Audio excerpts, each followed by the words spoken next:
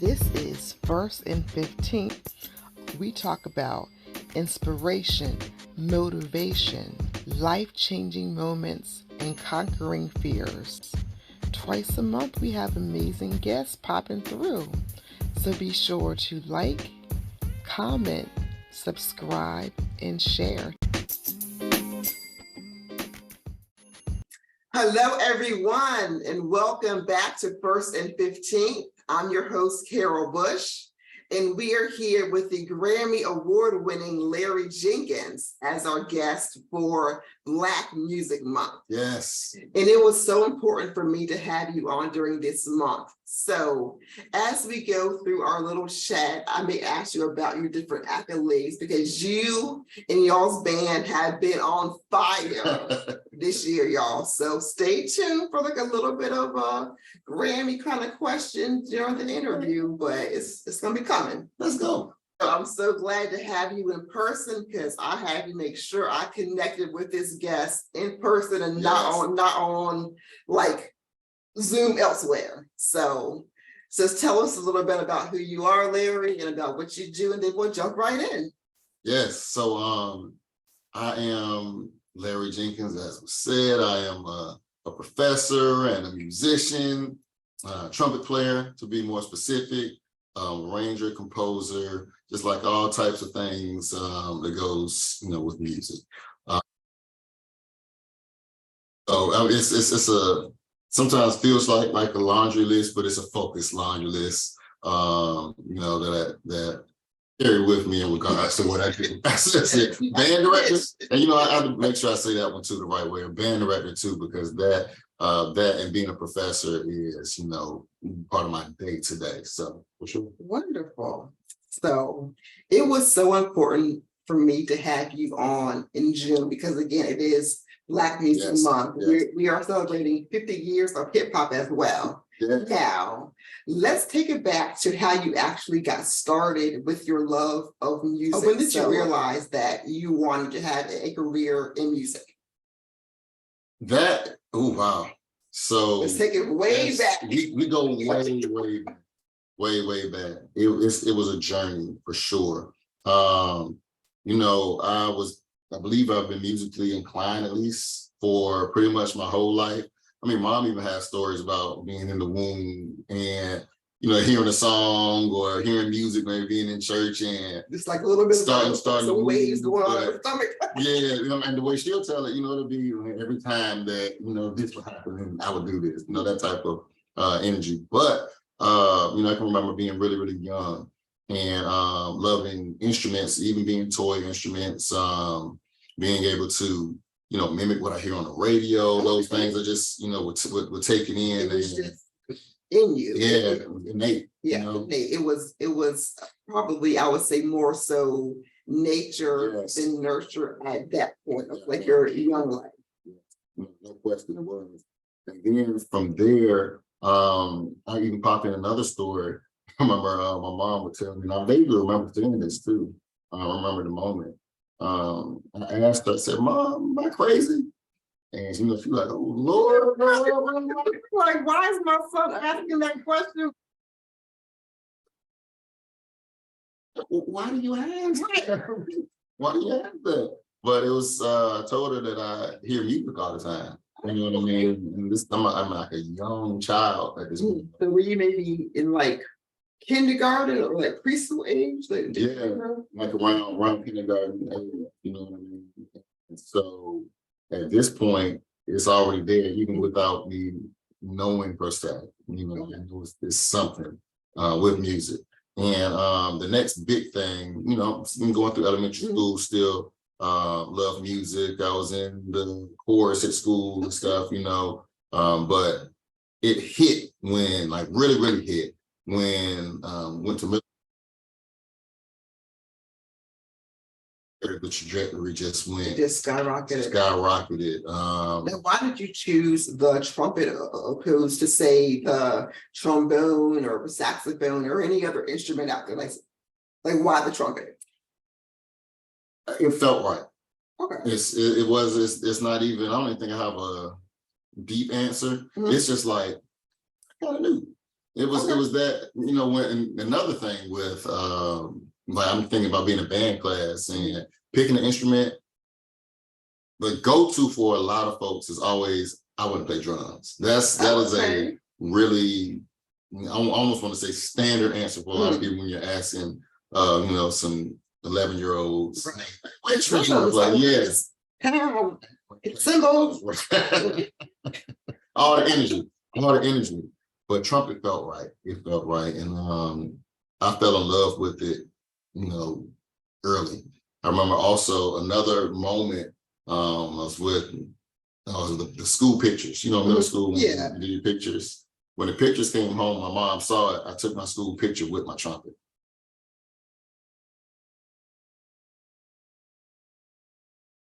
And so she knew that, okay.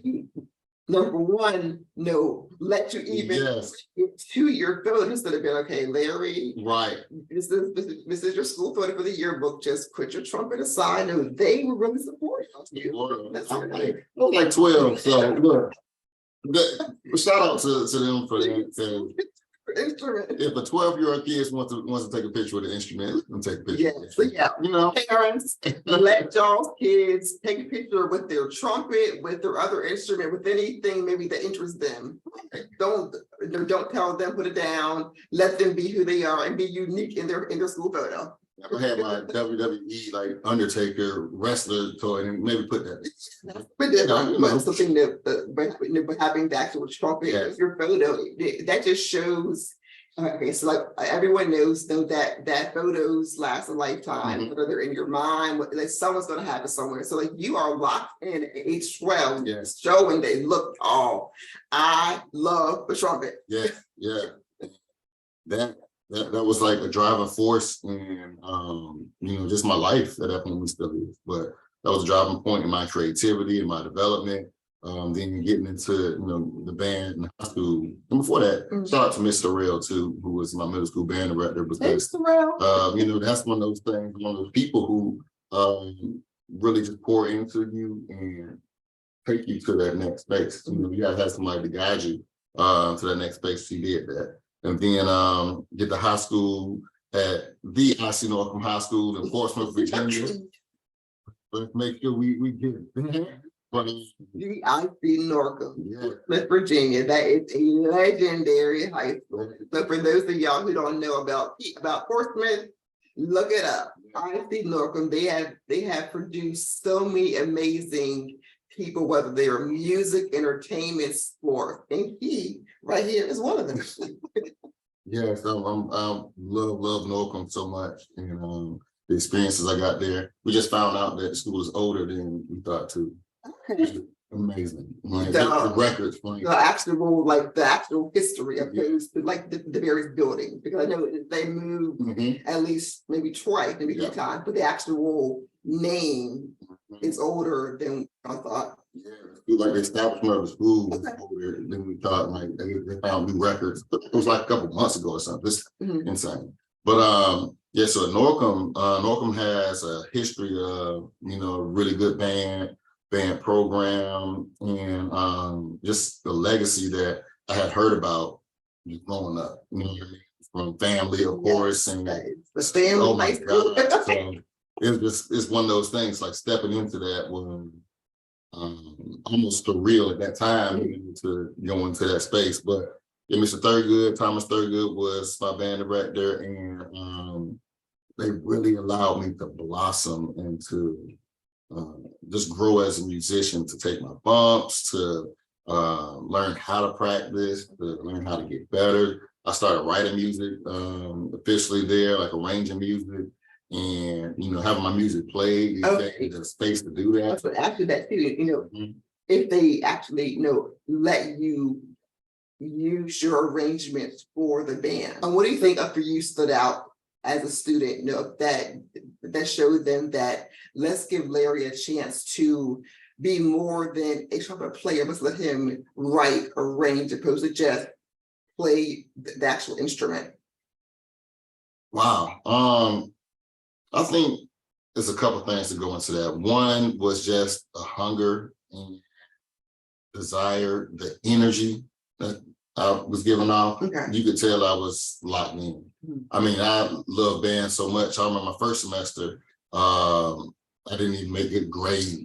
I was just a band head. And that was it. You know what I mean? And my mom was like, take you out. Right. I don't think as a parent, I'm like, okay, look, you're passionate, I know it's band, but you're here to get education. So you gotta balance grades and your music. So then how did you come back from the not so stellar grades to having high grades, and it also still balancing your writing and your arranging as a student? So what happened was, it was just a moment of like, okay, wait, reset. You know what I mean? And learning that, because I hadn't, you know, been in a space where I was doing football games and, you know, where I was shifting so much energy to something that I had so much fun doing and knew that I wanted to do in one way or the other. It was that of journalism. I'll get to that a little bit later. But, you know, I knew that this was a part of my life at that point. And so Mom was like, I'll take you out the band. And I had to miss a parade for my grades. And I'm like, oh, I'm not going to do this anymore. I'm going to get my grades up, because you got your friends and classes be like, oh yeah, Larry, we did this and that. You just sit there like, I got to hear about it and not actually be there in the middle. Because look, as a parent, I can guarantee y'all that like when your kid will miss out on their passion, they it's not guaranteed, but they may realize that I messed up one time. Let me get it together so that way I can join in the next time. And you know, find a way to fuel that passion too. Because I'm not a parent, but I'm that type of figure for, you know, 300 kids a year. So still understand some of those dynamics in regards to that. And it's like pinpointing and finding, you know, I might not be doing well right here. Let's find a way to like take your passion and let them fuel even the other things around it while getting towards that passion. But for me, well, I might have talked myself into what actually happened. So I kept music and band, and at that time, bands particularly, but yeah, music at the center of where I wanted to put a lot of energy, but just learn how to balance and focus. And you know, it's almost like tactics. Okay, I know I need to do some of my homework at this time. Okay. I know I need to do X, Y, and Z. So I'm learning and balance. Music that way you don't let your parent down, and also saying like for your actual bandmate, I'm sure will be upset if you could not play due to grades. So you got to balance how to make it work for home and for school, because you got to be committed. You have to be committed. That's a lesson I learned at that point. And then on the other side with like the arranging and writing, I remember I would listen to clips of bands online, and I had a program, I still use a program to this day called Finale. And what I would do is I would go in and pretty much transcribe what I heard and bring that onto the paper. And as I was doing that, in a sense, I was almost learning how to, you know, distribute parts through the band, those type things. And I'll ask questions to Mr. Thurgood, all that. But then I started to do it off of, you know, songs that I would hear or CD at the time. CD at the time, you know, I put in a Michael Jackson CD. I did Rock With You by Michael. And I remember letting Mr. Thurgood and a few more folks here at the time.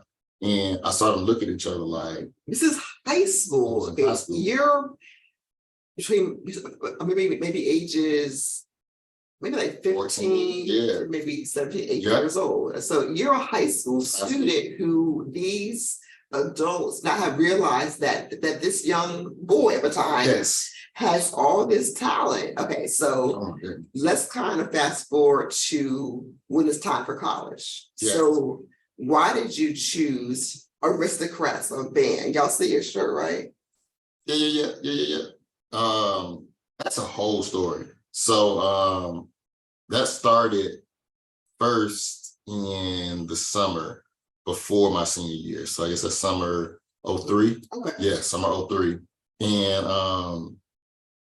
Anathalia took me and Melanie And my cousin, for those who don't know, me and Melanie down to Florida and Georgia, just on like a college tour. And on this college tour, we're talking to like the band directors and getting information about these schools, all these things. And so through that trip that we took, and of course Thalia's relationships and everything, I was able to go to the maybe this was spring break, but that summer I was able to go to FAMU's journalism workshop. So I'm down at FAMU's journalism workshop, and it's the same week the band camp is going on. Oh, okay. So you probably really excited there. Oh my gosh. I'm here for one thing, but they got band camp coming up. So do I kind of like go to do some band things a little bit? So I do journalism. I'm here for or band camp that I really am interested in. Right. So, I go through the camp, and it is great. I had a phenomenal time at the journalism camp, and I was editing. So I was editing the paper, and got a little award for the editing and everything. It was good camp, but that was something that I really like to do because I was the editor of our paper at Norcom at the same time in the band. So I knew it was kind of one of the other which way I wanted to go. But I realized, and this is just how I knew I wanted to major in music, even though get to TSU. I realized at that moment when I was sitting upstairs, but I was hearing the band, the high schoolers playing, and I'm like, I think I might like that a little bit more, even though I love being in that space, the media space. It's just creative stuff is interesting regardless, the arts, But at that moment, I was like, okay, music is the one. And from there, go through the years, start applying to colleges and all those things, and went to the Hymnal of the Bands in Atlanta. And I heard TSU there.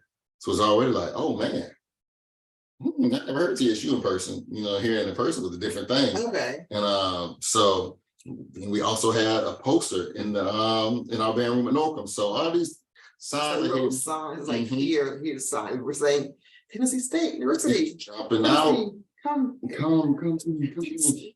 It was happening. And I ended up going down to audition. And we went to audition in person. There was just something about when we walked in, and Professor Graves, who was the director of bands at the time, Professor Graves said, "Oh, Larry Jenkins," almost like we already knew. Okay, so he must have, but if he knew your name, just so easily, I'm sure that he heard of you from Mr. Thurgood or somebody else. They were, I'm sure, traveled down. And hey, after student coming down, right? He's on trumpet. He's amazing. Hear him out. Right. But it felt it was one of those things where just when you were walking in, and we audition students all the time in that setting, but for him to look at it, I had already looked at your resume and type thing, and to call you by name when you come in, it was just something that felt like home about it. You know what I mean? And the energy that I was getting too, and then my scholarship took care of school, and so his grades were raised enough to get that band scholarship. Oh, for sure, we had that 3-4 coming out. Come on, academics. Yeah. So it was one of those things where we just knew. It felt like home. And then found out, had family that was in the band. Like I can There's a several, the legacy, several family members. And on top of that, a lot of old Norcom, old Portsmouth. Okay. So it was good. It was a no-brainer. It was like full circle, starting out in Portsmouth, and then also taking your love of trumpet and music down to Tennessee, and then being at home again. Yeah. It was away from home. It still is. Wonderful. So you got your scholarship, you finished college, and then you became part of the TSU staff. So then how did you make that change from being in the band to leading the band? Wow. So that was definitely a journey. From stepping into, a staff position, stepping into a band director position. And it was one where, I was young. I think I started teaching at TSU and started as a band director at 27. Okay. So, I'm not that far from right, like from the actual students who are maybe seniors or juniors, or you're basically their peer who some of them may still know you from being in the band. Yes. So you gotta put on that hat of I'm not in the band anymore. So we're not really peers anymore. It's a different kind of level right now. And that's has to be established for us to even function with, for the band to function with. Yeah. You know what I mean? So that was maybe the biggest adjustment, I think. And it wasn't too hard per se, but it's also a thing of coming back into that space and getting that role after there hadn't really been a change per se like this, or not a change, but an addition like this in years. You know what I mean? My colleagues are my band directors. You know what I mean? So and they've known you since you were a college freshman, and now they see you not as this young adult player, but you are their peer now. Right. A student. Yeah. So those things were the biggest on one end. The second was just finding my footing in the role. You know what I mean? And it's just getting to the space where you maximize, your strengths, and you lean on somebody else for your weaknesses. You know what I mean? So just finding space. But once we got rolling, and for me, I always like to look at Honda Battle of the Bands comes back up again. By the time we got to Honda in 2015 January, I think we kind of found our groove, and it's been up and up ever since. Okay. Now, I did not go to an HBCU, but we had many relatives who did. Okay, so y'all, he's my cousin. And so I love him, but back to be okay, so being y'all could have you should have been able to tell by this point. You got dropping in a few names and stuff. I tell you. Yeah, you know what I mean? Look. I could have been like, who's that? Yeah, so we're related, y'all, but he is, I say, a budding icon because you have been on fire. So so with all the different HBCU bands out there in the country, I'm gonna say unbiasedly, which I don't think is a word, but I'm gonna say, not being biased, TSU's band is at the top right now. So how did you even get from being in HBCU band, because there are so many bands out there, to rising to meeting these different partners in the industry, and then just growing from band to more than a band? Because that's a whole journey that I want you to share, because you can inspire so many young men and women who may be interested in either maybe leading a band, playing a band, or maybe something else dealing with music. Yeah. So I'm even trying to find out where to start with that. And maybe I can start with just vision. And I have a phrase that I say: vision is exposure, and exposure is vision, like transversely, like we can go back and forth. And so with band, to me, at times, I mean, it's the cycle over and over again, which is a beautiful thing, because that's what we look forward to in the culture when it comes to, the fall comes around, fifth quarters are back. You know what I mean? You got standouts, field shows, everything about band that we love.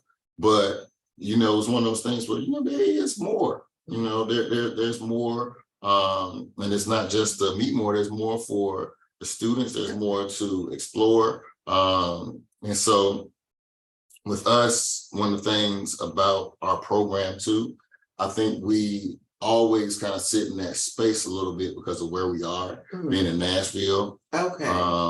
Number two, we are in the OVC, so we're HBCU, yes, but our conference is the PWI conference. Okay. So I did not know that. Yeah. I would have never known that Mm-hmm. there were HBCUs in non-HBCU conferences. I had no idea. Okay, that's a really big thing. Historically, that wasn't necessarily the case. You know, we do have our conferences that still live, quite a big one. But PSU was independent back, you know, in the earlier days. So when we did go to a conference, it's the OVC, Ohio Valley Conference.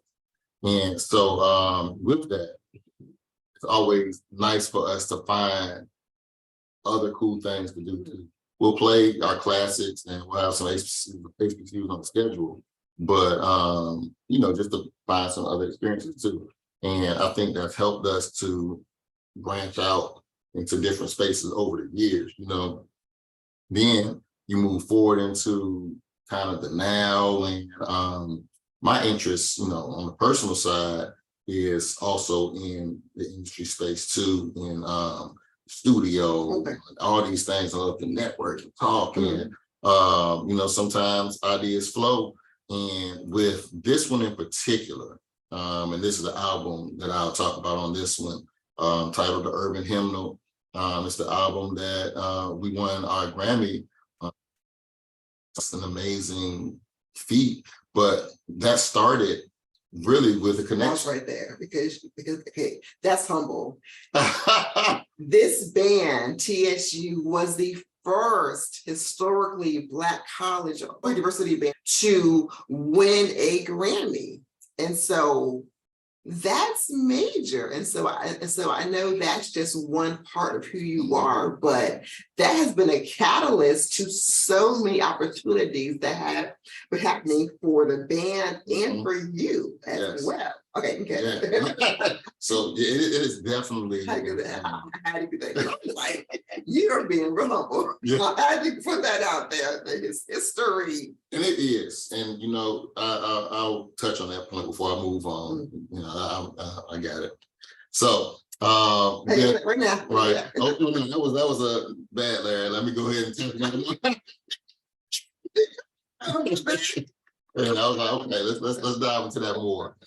So that moment is very, very historic, as you said. First time an HBCU band has, you know, won a Grammy Award. First time an HBCU band has put out an album in that capacity, you know, and it's different than you know, recording cover songs and putting that, which is still a very nice thing to do, nice album. But I mean, this was just a different space than that. You know, this is original music. So daring to do something like that, and that spanned from a artist in residency program that I was tasked to lead in the pandemic and come out of the pandemic. And what ended up happening is connected with Sir the Baptist on IG, and I met him once before then too, on campus. So I guess it was almost like his fate would have it. You know, we exchanged information. He contacted me one day on IG after he heard the band and was like, hey, we got to expand on who he is, like for those who may not know. Absolutely. So Sir is an artist, gospel artist, entrepreneur, you know, someone who is just a brilliant mind. And what ended up happening from there, as he came up, he said, you know, I'm about to come stalk you for a couple of days. And he came up that week. You do it. It's you in action. Saw it in action, listened to the band. And by him getting up and coming that week, I'm like, you got the type of energy that I think you might be the person who want to get to do the residency program. And so there it was. And next thing you know, we got to planning, you know, what this would look like. And this is a program for the students. And to really give them insight and have someone who's in the industry to give them the know-how. And what ended up happening, we were sitting at a Mexican restaurant in Nashville called Cinco de Mayo. Okay. And we were writing stuff out on a napkin. And I looked up at him, I was like, you know what, as we're playing this program and here's what it's looking like, it's looking good. Like, we should just do a whole album. And he came back and said, I was waiting for you to say that. And to go. It took off from there. And I mean, we were recording, had a whole band, and in the band room recording, and we break down a small group some days, some nights we were up there at 12 o'clock. It was a tough journey, to be honest. It was, you know, a lot of people didn't believe it. And were these maybe students who didn't really believe, or maybe people who were in the band arena as on the HBCU band arena? Because I mean, people will hate anywhere, whether it's that's true. People who are for you or not, because like when they see you coming up or have a vision, they would be like, oh no, you can't do it. So right. How did you even block that out? Just I think my personality type doesn't really fall into it too much. And sometimes I can be nonchalant to a fault, but hearing some of that stuff, that's when the nonchalant will kick in. Okay. And I was like, okay, you know, and it'll be done. I won't think about it. So, you know, I'll acknowledge it like, okay, that's how, you know, you may feel. And sometimes it's not even in malice. I think sometimes too, a lack of vision or not being able to see what you, because everybody can't see what you see. Right. It's a little analogy I think that I heard, and it was like likening it to your vision to flying the plane. And when you're the pilot, like you're the person with vision, you know, you can see out as to where you're going. Right. The pilot has a totally different view of the cockpit, all the controls, what I need to fly the plane, and this to the person who was sitting, you know, just in aisle 10B, you know what I mean? 10B, you got a bathrooms. You can't see what the pilot sees, but you get to the destination, the thing, you know what I mean? So once you land the plane and you're like, oh shoot, I'm here. And you're like, oh, I told you this word, you know what I mean? And not in the arrogant way. Right, it's the vision. So you know, some people and just different sectors, and that's okay. It's not a knock at them either. Yeah. It's more so just like kind of showing you that you have to trust your vision if you really believe in it, and not waver. You know, I mean, if somebody else believes in it, that's a co-pilot. Let's line it together. In the cockpit too. So that's kind of where I was going with that when I mentioned it. But we kept on trucking through the spring. We started that in the spring. Went into the spring. What year was that? 2021? Was it 2020? When school was first started? Okay, when it first started. Yeah, spring of 22. And so I guess it's like January, February. Not spring semester. Okay. We're spring semester. Went through February all the way into the end of the school year, kept on going through the summer.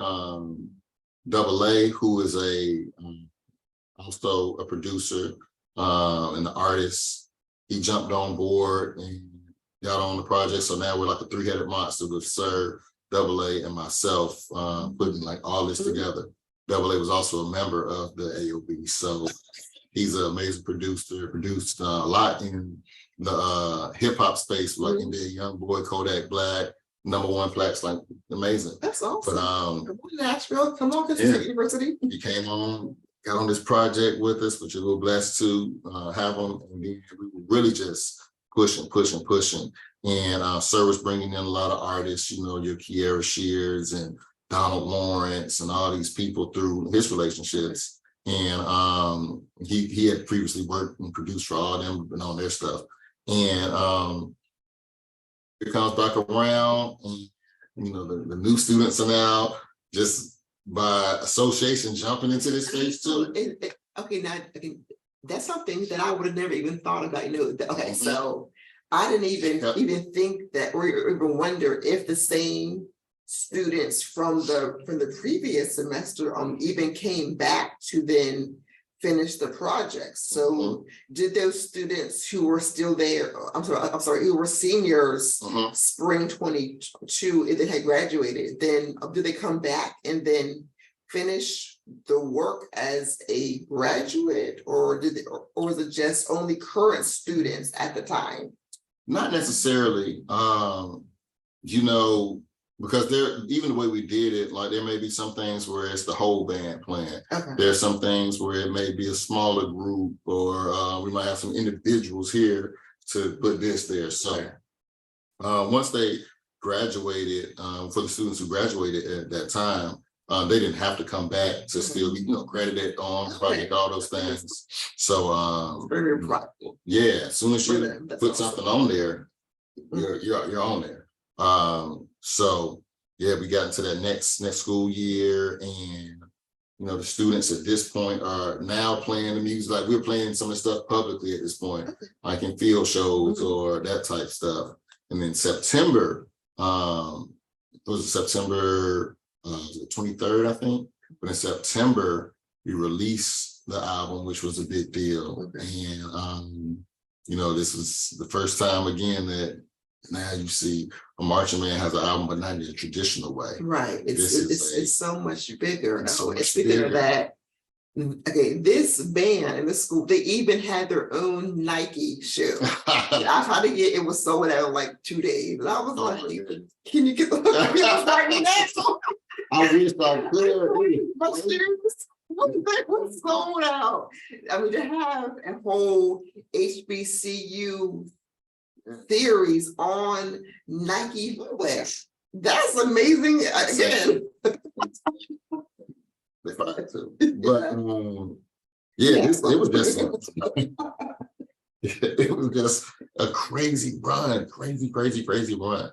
And then once the album released, we got into that mode of making sure for one people are hearing it, and then we started our marketing, and getting into like award season, and starting to do the for your consideration things. And it was just a whole process. Man, I gotta mention my guy Jay Ivy came into it, and that was through like Sher's relationship with him, and then he became somebody I just really admire.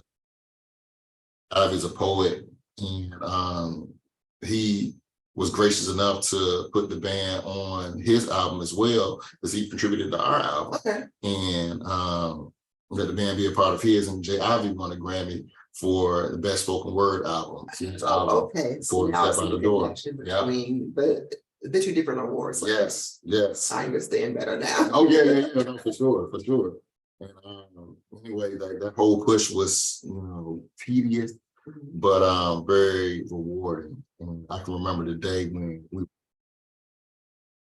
I was nervous because we put so much energy into the album, and then even to try, because it's almost like the audacity to try to go for a Grammy Award.